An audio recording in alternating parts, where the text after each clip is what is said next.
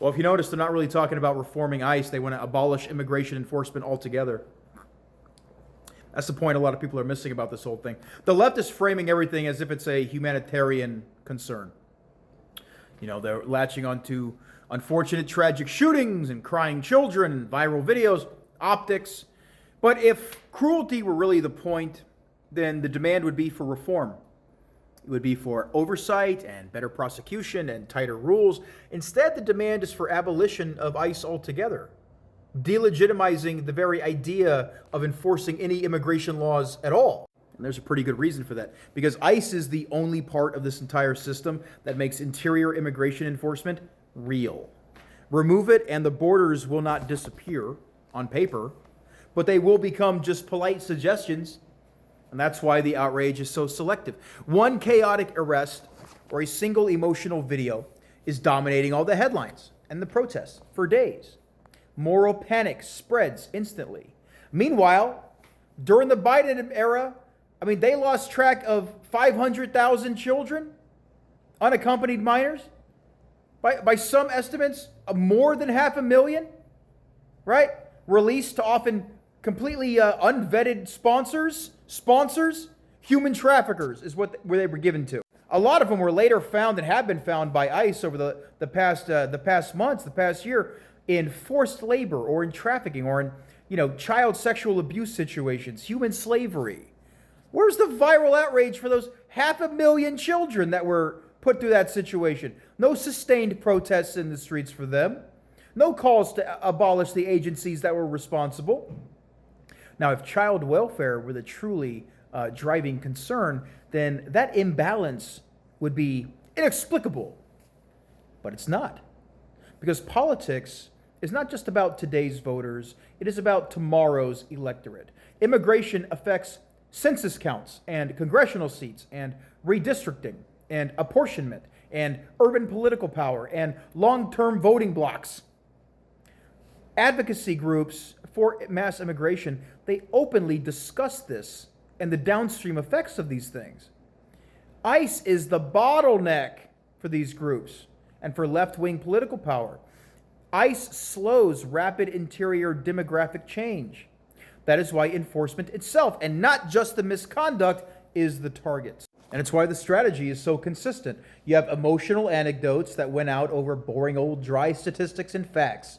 You have moral absolutes and moral outrage that triumphs over policy trade-offs, right? Viral stories that triumph over corrections and the inevitable follow-ups and the fact-checking. And the focus is on Gen Z and Gen Alpha and millennials, right?